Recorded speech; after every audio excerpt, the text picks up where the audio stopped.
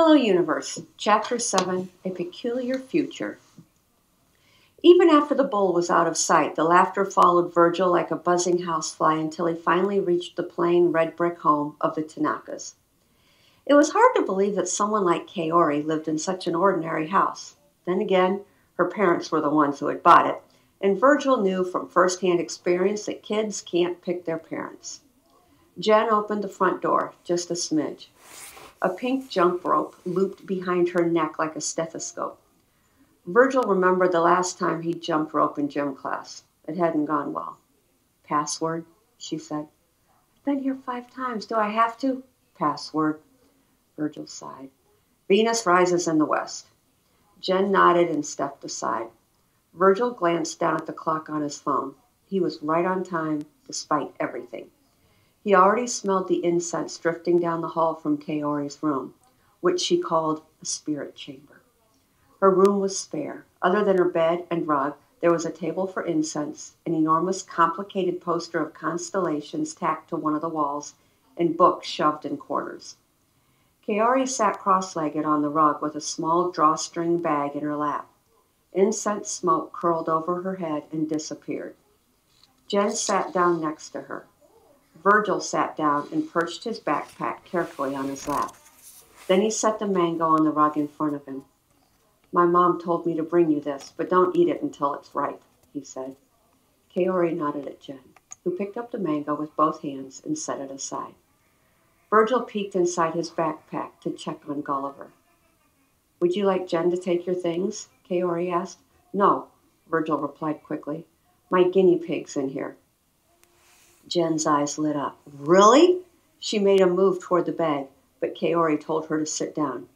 "You have a rodent in your backpack," said Kaori, narrowing her darkly lined eyes. "Technically, yes," said Virgil, "but it's not like it's a rat or anything. It's a guinea pig. Rodents are rodents." Kaori paused. "Now, let's get down to business." She lifted the drawstring bag. It looked like a sack of marbles. But when Virgil reached inside, he realized they were medium-sized stones, like the kind his mother used in the garden. "Just pick one. Don't look. Then put it on the rug between us," Kaori said. The rock he selected was nothing special, as far as he could tell. Gray, smooth, kind of shaped like a crescent moon. Kaori studied it like an archaeologist. Then she sat up straight and closed her eyes. "You have a very peculiar future ahead of you," she said. She placed her index fingers to her temples. Her dark hair was brushed out and spiked up, like she'd just stuck her finger in an electrical socket, and her lips were painted a light shade of blue. Mm-hmm. Very peculiar. "In what way?" asked Virgil. Kaori pressed her lips together. "Shh." Gulliver sneezed. "Something will happen to you," Kaori continued. Virgil looked at Jen. She shrugged. "That's it?" said Virgil. "Something will happen to me?" "I see darkness," said Kaori. "Your eyes are closed." She sighed without opening her eyes. "I know my eyes are closed, dummy. That's not what I meant." "What did you mean then?" "What I mean is I see you in a dark place." "Dark how?" "Just dark." Virgil's heart pounded. The thump. His second most confidential piece of information. He was afraid of the dark. Yes, he was 11 and shouldn't be afraid anymore, but he couldn't help it. Maybe it was the tales Lola told him about evil 3-headed monkeys that thrived in the darkness, or her stories of bad children who were plucked up by birds in the dead of night. Darkness was a sightless beast as far as Virgil was concerned. He swallowed a lump the size of Chet's basketball.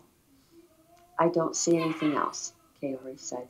She opened her eyes and reached across Jen to pick up the mango. She sniffed it. "How'll I know when this is ripe?" "It'll be soft, but not too soft," said Virgil. He pushed his fear to the corner of his brain and checked on Gulliver again. "Listen, I actually came here because I have a specific problem." "What kind of problem?" He looked at Kaori, then Jen, and pulled all his thoughts together. He imagined the words standing up in a perfect line and coming out of his mouth clearly, without stuttering or skipping or sounding stupid. This was a big deal. He was about to reveal his first, most confidential piece of top-secret information, the one that made him a grand failure. He said. Kaori tossed the mango from hand to hand. The thing is, he continued, there's this girl that I know, that I want to talk to, and, I've been kind of planning to talk to her since the beginning of the school year, but, the year is over now, and, I never exactly introduced myself, but I kind of have this feeling that we were meant to be friends, like a premonition, said Kaori. She set the mango down on the rug on the sign for Aquarius. Yeah, I get it. Sure, yeah. Virgil's cheeks warmed. Jen picked at her elbow. Why didn't you just go up and say, hey, you want to be my friend? That's what I do. Kaori shot her the evil eye. Hush, Jen. Virgil and I are in middle school. It doesn't work that way. Besides, Virgil's shy. Can't you see that? Flames of humiliation rose from Virgil's chest to his neck. I can help you, Kaori said. What's her name? We don't even go to the same school. You can tell me. I probably don't even know her. That was true. Kaori went to private school, but still, he wasn't ready to say her name aloud. This whole situation was embarrassing enough. Tell me her initials then, Kaori said. Okay. Virgil took a deep breath. V.S. Kaori tilted her head, confused. But those are your initials. I know. Kaori's whole demeanor lit up as if she'd just sat on a hot plate. That's fate! It's like you were meant to be friends. There are no coincidences, Virgil Salinas. Kaori was practically giddy. Do you know her sign? He was almost too humiliated to admit it, but yes, he knew. All the kids in the Thursday resource room celebrated their birthdays with a sheet cake, and he had made a specific note when it was Valencia's turn. Birthdays were the only time the whole resource group gathered together. The rest of the time they sat at tables with their one-on-one teacher, working on whatever challenge had put them there. Virgil spent his hour with Miss Giegrich, learning about numbers, and Valencia spent her time with Mr. King, although Virgil wasn't sure what Valencia needed to learn. She seemed pretty smart. It sounded like all they did was review her homework assignments for the week to make sure she understood everything. Sometimes Mr. King let her spend her hour reading. One time, Virgil snuck a look at her book. Untamed, The Wild Life of Jane Goodall, it was called.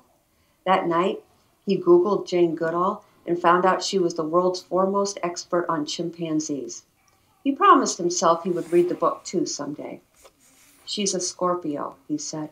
Ooh, adventurous and courageous, dynamic yet quick-tempered, enthusiastic and confident. I can see why you'd be intimidated to talk to V.S. She's so different from you.